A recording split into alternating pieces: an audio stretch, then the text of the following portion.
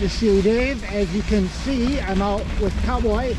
Right now we're on Snowmobile Trail 8, and it's pretty dry, much drier and completely free of ice than the last report that I did. So if you're thinking about coming up to ride, the gravel is in pristine condition, as you can see. I'd also like to announce that Cable Bike Park is opening and the Ashwood Bay trails are opening. So as of this weekend, those two trail systems will be open, as will of course all the gravel we have up here.